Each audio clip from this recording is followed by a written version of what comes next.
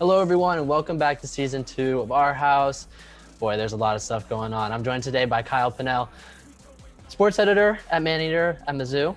Welcome to the show. Hello, I am glad to be here. Lots of crazy soccer stuff has happened in the last 24 hours, I guess. They were trying some Super League. I don't know.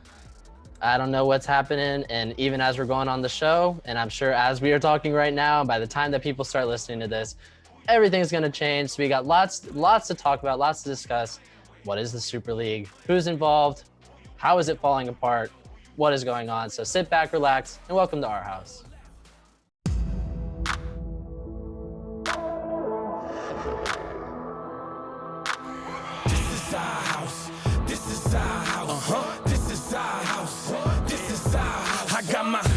In a huddle, you know they in trouble, we bustin' they bubble.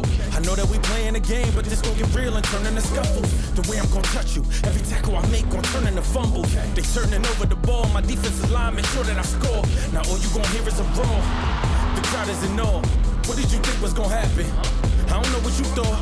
You see, this is more than a sport. You made a mistake, you walked in the door. This come with a cost, you taking a loss. Let me remind you where you are. This is our house. This is our house. This is our house. All right, so for those of you in the United States that don't necessarily keep up with international football, there's this little thing called the European Super League that was announced on Saturday. And to put it into context, 12 of the top teams within Europe announced that there's going to be a 20-team league in Europe in which 15 of those teams are going to be locked teams that will, in terms of relegation, promotion, not going to move. And then 5 other teams are going to be the winners of domestic leagues, and they're going to join the league as they go. Now, there's been a lot of uproar about this. Basically, football is a very traditional sport. And we're going to call it football for the sake of this show because, you know, we're talking about Europe right now, so it's football. So in terms of football is a very traditional sport. If you perform well, you get the benefits. You go to Champions League, Europa League, if that's what you're shooting for. Basically, European football is very traditional. The sport is older than anyone that's alive right now. Most of these clubs are older than anyone that's been alive right now. And this European Super League is looking to kind of shake that all up. So, Kyle, I want to get your initial thoughts on the league itself before we start diving into all the other, what Perez said. We'll get into that later. What are your thoughts on this Super League just by itself? Yeah, so again, most of this could probably be invalid by the weekend, essentially. But you know, when I first heard it, and I'll just take it back to when I heard about it yesterday. That was actually 2 days ago now when everything started breaking. It was just crazy. Like there's been rumors for a long time that something in the works that could be kind of like a Champions League would involve a lot of these big clubs teaming together with a lot of money. And of course, this is driven financially. That's led to a lot of the revolts. I mean, it's essentially another Champions League, and I don't get why you'd want another one. And of course, I from the aspect of the increased amount of money it brings to those clubs for financial reasons, yes, I get that. But yeah, it's just another version of Champions League. It's going to be more close structure, kind of like Major League Soccer. I don't know how many people follow that, but no promotion, no relegation, no really purpose to anything. You're going to get a lot of good games, and I will give it that. As far as the whole concept of getting the best teams playing one another, it's what people like to see. But I also think it has to be more natural. Like the first thing my brain went back to was Tottenham Ajax, or even Ajax. I think they played Juventus during that Champions League run, and that's what made like European football so much fun to watch in the Champions League. A team like Ajax, who are giants in the Netherlands, but playing in European competition, when they start going up against a Tottenham, and of course they fell, and that was a crazy two-leg match. I won't go into, but I believe they also beat Juventus to get there. Like that's what made it so special, so fun to watch. That, or even RB Leipzig in Germany the other year, kind of going pretty far, and sure, you end up with the PSG, or you end up with the Real Madrid, or some of these other clubs winning it, but I think it's fun to see these smaller teams get the opportunity to take on these bigger sides, and that wouldn't have happened with a European Super League. And I mean, there's so much to kind of debunk, but those were just some of my initial thoughts, just thinking back to what makes the Champions League special, why you want another version of that. But more clubs being able to participate in European football is obviously a better thing for the sport in general. Yeah, I totally agree. My first initial reaction too was, we have a Champions League. What exactly is the purpose of this? I mean, we look at the teams that are involved. We have Arsenal, Chelsea, although this all could change within the next few hours. Liverpool, Man City, Man United, Tottenham, Atletico, Barca, Real Madrid, AC Milan, Inter Milan, and Juventus. So obviously you have notable teams such as the jersey I'm wearing, PSG, and then obviously no teams from Germany, no Dortmund, no Bayern Munich. So it's like, what happens to those teams that stay in their domestic tournaments? What's going to happen to the Champions League? You also had the announcement that the Champions League is going to expand the field in 2024. So what is this field going to look like? A lot of questions over that. And like you said, with the run that Ajax made and all these different things, I think what makes the Champions League so special as a midweek fixture, and why so many people tune in the middle of the week, is because these matchups are so rare. Is my opinion on it. Is that what are the odds that you're going to see the likes of Messi go up against Mbappe and Neymar at PSG? You don't see that very often. So when you start getting it on a consistent basis, you're going to start to dilute some of the hype around those games, right? I mean, it's going to become, oh, this is just another game in the middle of the week. It doesn't really matter for much or whatever. So I think that's the problem they would run into in terms of keeping the fans' attention. Obviously, I think it's going to make lots of money from the beginning, if it ends up going through. I kind of doubt it will, given what's about to go down. But yeah, you got a lot of teams, some big teams. Like, I mean, you have the past winners of Europe. You have Bayern and you have PSG, the two teams that just matched up in the Champions League final this past season, that aren't taking part of this. And a lot of people are surprised by the PSG move, just because, you know, France isn't the biggest in terms of a competition market. I mean, PSG has kind of dominated that field for a while now. And with young talent like Neymar and Mbappe, they're kind of bound to keep that going. So I've heard that a lot of clubs were really looking towards PSG. What is PSG going to do? You got a lot of young kids that look up to the players like Mbappe and Neymar. So if PSG had joined, we may be having a completely different conversation right now, because it may be a done deal that this is going through. So speaking of which, the reason behind this, and I think we really need to look at Florentino Perez, the president of Real Madrid, and some of his comments. So he came out and said that the reasoning behind all this is that, quote, audiences are decreasing and rights are decreasing, and something had to be done. We are all ruined. Television has to change so we can adapt. He also went on to say that young people are no longer interested in football. Why not? Because there are a lot of poor quality games and they are not interested. They have other platforms on which to distract themselves. He also went on to dive into the financial side, which my question with the financial side is always going to be, how much of the numbers that he's spewing. He also said the game would be destroyed in 2024. And we get told a lot, especially in the journalism field. I'm sure you've been told all the time, don't get overwhelmed by the numbers. People are going to throw out these numbers, and you got to really look at the context behind them. Where is this 2024 number coming from? And he talked about this loss of money. But we're in the middle of a pandemic right now. I mean, there's no fans in the stands. So yes, they're losing money, but how much of it is just because of a pandemic? I mean, all the clubs are going through it. What did you make of Perez's comments? Yeah, I had a lot of different thoughts when it came to his comments. I guess I could start on the money point. That's a little less of that, but like, you look at especially the Spanish clubs. This is something that really has gone on in Spain with both Barcelona and Real Madrid. I mean, it wasn't the pandemic that caused their finances to go like upside down. Like, yes, they're finding themselves in a bad place, but it's not like it had to do with not being able to fill the stadium.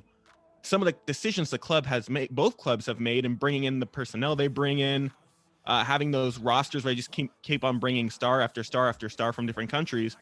I mean, eventually when they're not performing, or they're just up to the point where they're spending so much on players and what they want to do, that when something like a pandemic happens or some other type of financial mess, that's where that kind of comes through. But it's not just because of there not being any fans in the Camp Nou, or even where I don't even know where Real Madrid's playing right now, when the Bernabeu's being pretty much redone and updated. So for me, I don't think that's as valid. I also think you look at audience, and those are the comments that blew up, right? Soccer's getting boring. People aren't watching these games. Is he just talking about like the group stage games? Are you looking at CSKA Moscow playing against Real Madrid? Are you looking at, I mean, you're looking at all these smaller clubs. Atalanta, they had a great run a year ago now in the Champions League. Like, I think those are the games that people are watching. I think it can be argued that Perez, his own league, La Liga, nobody's watching any other game. One, because it's not accessible to anybody in the United States unless they have beIN Sports. But I think, and again, it goes back to my point earlier. When I think of Champions League, which is essentially what the European Super League is, just later rounds of the Champions League, yeah, the rarity of playing Barcelona, PSG, that's rare. One of the best soccer moments of the past decade was Barcelona overturning that tie against Paris and winning that two-legged series, right? I still vividly remember watching that game, and it was unbelievable. Like, you're not going to get that with Barcelona Sevilla or anything like that. Or even, again, on the flip side, Barcelona going to Liverpool, and Liverpool on one of those Anfield European nights, it won't mean as much if there's no promotion, relegation, or there's no stakes. That's going to happen much more, not just once every blue moon you see Barcelona at Anfield. That energy and that makes it fun. That's why fans like watching soccer. And it also goes to the comments on, well, soccer's too long. I don't know where that came from, because of 2 hours, I find it one of the most perfectly paced sports. So I think more of the problem, you got to look at your own league first before you can look at why European competition is so boring. And that's where I stand on his comments. I think that it's completely the opposite in European competition. I think the rarity, it makes those nights more special. It makes those different type of runs. Atalanta, RB Leipzig, I mentioned some of those teams. Ajax kind of going through, even Tottenham making the Champions League final. It makes it so much more special. And when I started following soccer, it was watching some of those Champions League games, some of those matchups that just were crazy. It was something that kind of got me into watching different leagues beyond maybe just the Premier League and then at Major League Soccer or whatever I wanted to do. I think I get where you can make the argument that, well, then you're going to be in those games more often in a Super League. But it's just the moment. It's the Champions League anthem playing when the teams walk out of the tunnel. It's the games between players you never see match up against one another. It's the second best thing to the World Cup, in my opinion. And I think it's anything but boring, just to sum it up. For sure. I mean, people hear the Champions League anthem and they can't help but get excited. I mean, like there's going to be a big game once you hear that. And the anthem. Heineken commercial. Oh, of course. And I mean, the one thing about soccer, I mean, they talk about, is it boring to watch? But the one thing to remember about soccer is it's 45 minutes plus of straight action, no commercial breaks. Yeah. There's no commercial breaks. You're going straight through, constant pace of play. I mean, if we're talking about, like you said, I think he needs to just look at La Liga first before he starts talking about soccer in general, because like you said, in terms of accessibility to American audiences, the La Liga is so far behind. I mean, I think NBC Sports does a great job of getting Premier League to us with it happening every Saturday. And I think it lines up perfectly with, American football is on Sunday. You watch Premier League on Saturday. It lines up perfectly during the fall. And I think American audiences, you'll see, are a lot more inclined to watch those games. And obviously, it's a lot easier to watch Champions League games as well. So from a marketing standpoint, like you said, you just need to make it more accessible to where the game is moving. And I think the game is moving certainly farther from Europe and more towards the West. I mean, you see it with the U.S. national team is progressing in a sense. I mean, obviously they have their downfalls and haven't qualified for things and stuff like that, but the talent is coming towards us, and with that comes the attention from younger audiences. So I think from a marketing standpoint, like you said, you definitely need to look over there. But when we look at UEFA, Champions League, and the FIFA World Cup, the two probably most watched, well, FIFA is by far the most watched sporting event in the world. I mean, they get billions upon billions upon billions of viewers every year. And they came out with comments actually attacking the Super League. Not surprisingly, but they essentially said that any player, any coach that is represented in these leagues will not be allowed to compete in Champions League, will not be allowed to compete in their domestic leagues and cups, and most of all, will not be allowed to compete in the FIFA World Cup. What does that mean? And obviously, a lot of these conversations were closed doors. Players, managers weren't involved. It was more from an ownership standpoint. What do you think the players are going through right now? I mean, obviously, there's a lot of passion that goes into representing your country. Do you think we're going to start, if this continues to progress, do you think we'll start to see players that say, no, I'm not doing it? I mean, I don't see how they don't. And I'm just going to bring it back. The first thing, and you said FIFA, right? Mm-hmm. Or was it just UEFA at the moment? I don't know if FIFA made any definite comments on that. I know UEFA, so those type of players wouldn't be able to play in the Euros. Mm-hmm. They wouldn't be able to play in domestic competition or Champions League. That's one thing. Now, what FIFA says, as a United States men's national team supporter, you look at, that's no Christian Pulisic. That is no Weston McKennie. That is no Serginho Dest. All these players that are playing at the highest level are essentially punished for playing at the highest level.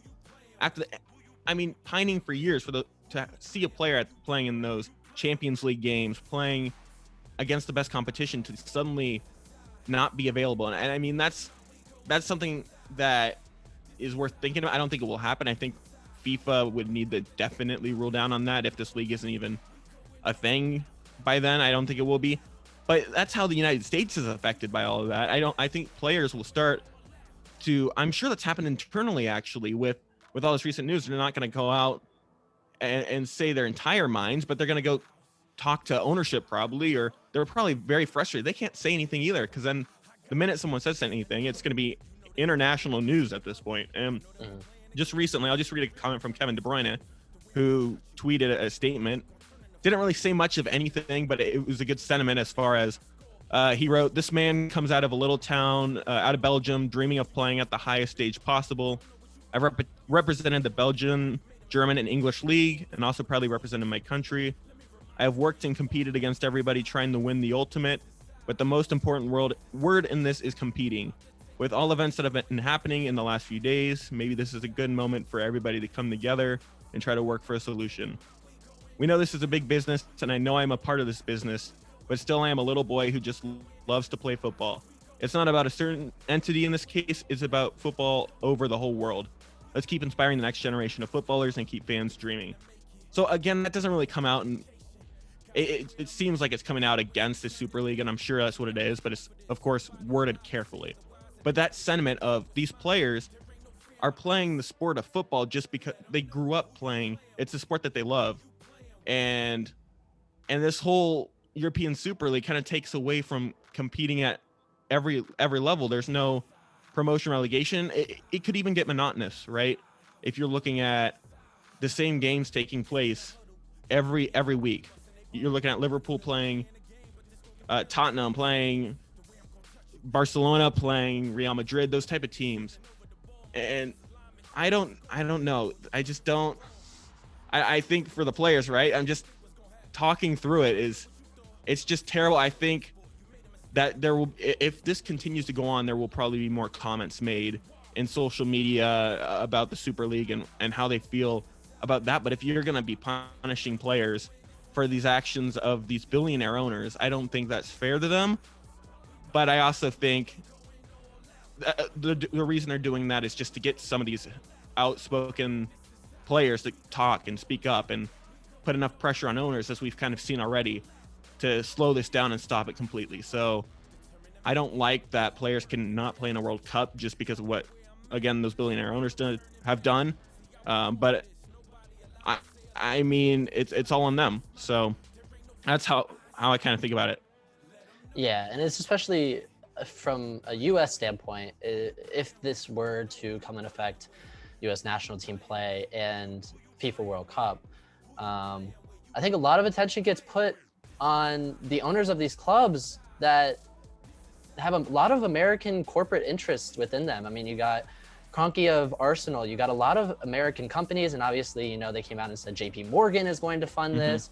I mean, it's like America there's a lot of like these higher ups within United States football that just seem to be looking to destroy the game and really like try and monopolize and make it a business instead of like the traditional game that it was.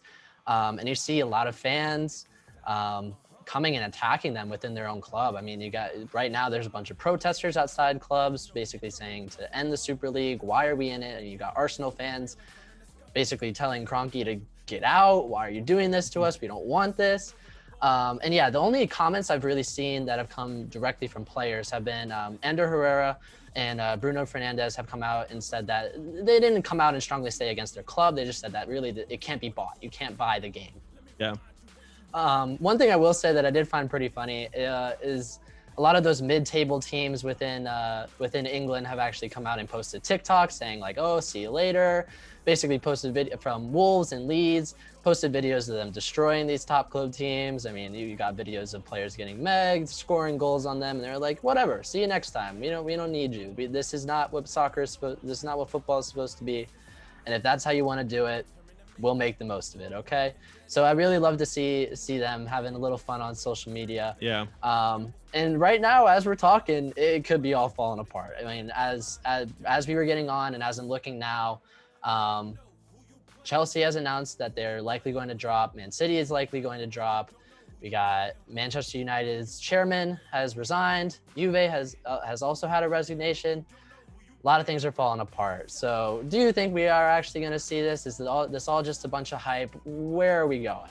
Yeah, I mean, no. I mean, we both alluded to it over the last however long we've been talking, that this is probably all going to be for naught. And now it's very worth kind of discussing the point we're at, where I think even if this does not happen, it's terrible. Like, it shouldn't be just forgotten because it didn't happen. This isn't some ploy to get more television revenue. This was something that was carried more. They came out with a statement. They didn't think about the repercussions. They just came out with that statement the other day, and it felt real. And those who have been following it have seen it all over social media. It is a real thing that, again, these people aren't thinking through, and that's why you get those resignations. That's why Ed Woodward is resigning. That's why Juve's owner, like, it's an embarrassment just to be associated with this now. And I think they're realizing that they'd rather resign and step down from these positions than now. You look in the future, every single Manchester United game you see, every single Manchester City, I mean, City already faces a bunch of that, but there's going to be references to this, even if it doesn't go through, that fans are going to remember. There were so many people, they wouldn't let Chelsea's bus get in the Stamford Bridge, their own team's bus, to play a game against Brighton. Like, and I don't know if you saw the pictures of Petr Cech trying to get the bus through. So it won't be forgotten. I think there's a reason why these guys are resigning. I think it's a monumental embarrassment to be associated with this.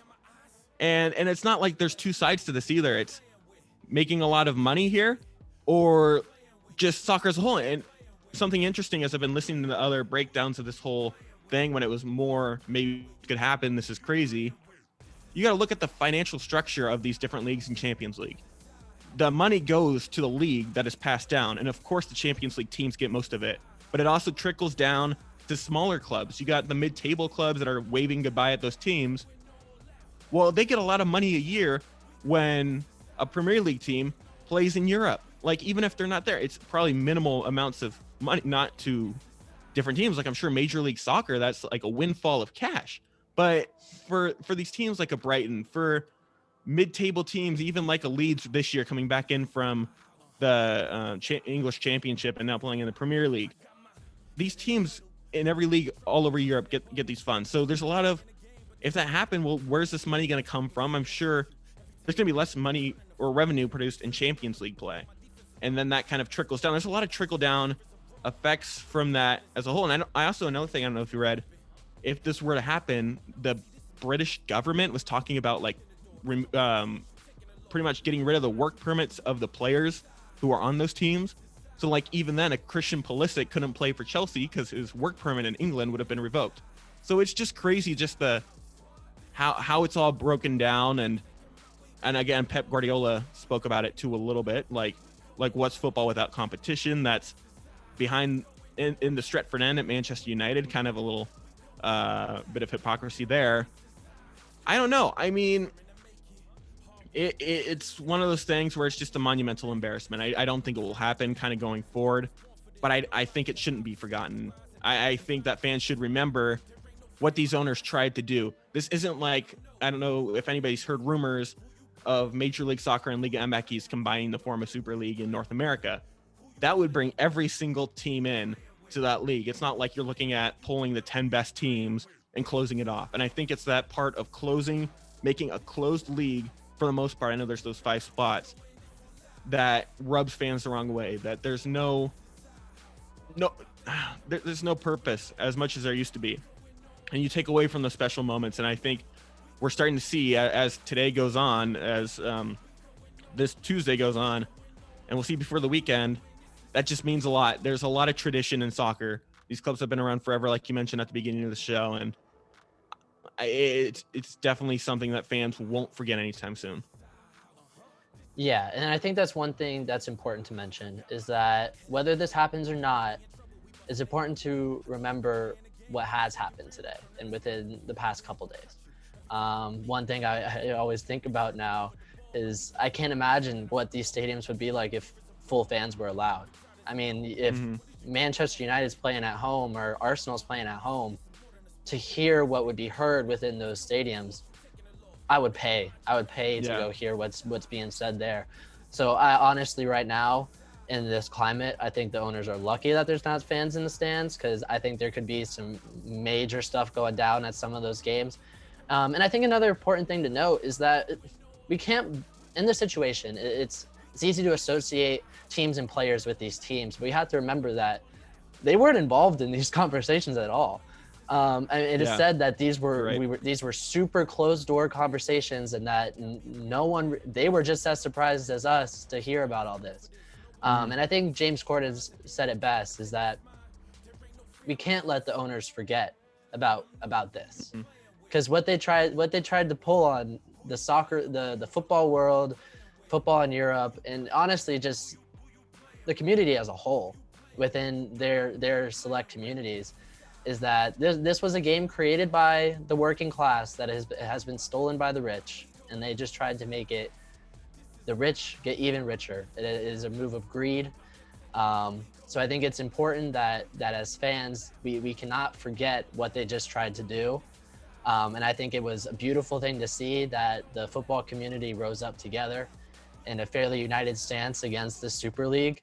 And hopefully, as we're talking now, it seems that it might be collapsing, and hopefully by the time, even this podcast gets published, it may all be over. So, I mean, I think it's important to remember that. And, this sport is called the beautiful game for a reason. It's known to bring people together on the biggest of stages. We see it in the World Cup, countries coming together. And I think it's important to remember that this game, especially in times like this during a pandemic, can bring us together. And while owners may have just tried to tear it apart, we saw that the unity within the football community, within the world, from all the different continents, is strong enough to hold it together. So I definitely think that's one thing to remember as this continues to go down. Kyle, thank you so much for joining the show. Any final thoughts from you? Yeah, the one thing, I remember, again, getting into watching especially international football and watching those games. Champions League, Premier League, Bundesliga, I'm trying to follow a little more. It's so fun to watch that league. But I remember learning about the game and learning about these different clubs. And what made soccer or football so great was that people who invest, like, nobody's making money out of it. It's people go in owning these clubs. The reason why there's not a lot of American owners is because there's no business sense to it. There's no financial sense to investing in a soccer club, and then there's no profits. It's not the NFL where you guaranteed to make profits. It's not the National Basketball Association or Major League Baseball where there'll be profits. People who invest in especially European football go in knowing that, or the people who really care about a custodian to a club's legacy is a term that gets thrown around a lot, especially in the last few days with that. That's what makes watching football so fun. The fans, the passion, knowing that it's really about, first and foremost, the community and these different clubs than it is about about the owners and the owners that understand that at a bunch of different clubs. It's such a great thing to see, and the European Super League kind of threatened that. I think it goes back to like owners kind of upset, or not upset, but like, well, why can't we turn our profit in European football? And I don't think that's the goal. I think it's a good thing that, of course, not that they're suffering losses every year upon losses, but that there's a motive for investing in football that's not financial, that it's for the club. And I think if this falls apart, it's better for the game, and you kind of go back to that and that feeling. So that's kind of what really helped me fall in love with the game, and I hope it kind of goes back to that, especially when we can start to see fans in these stadiums again. I just look forward to those days.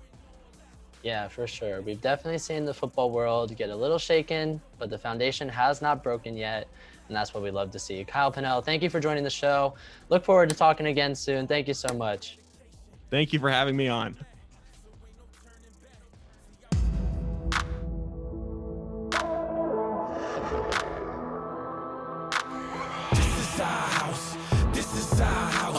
This is our house. I got my head in a huddle.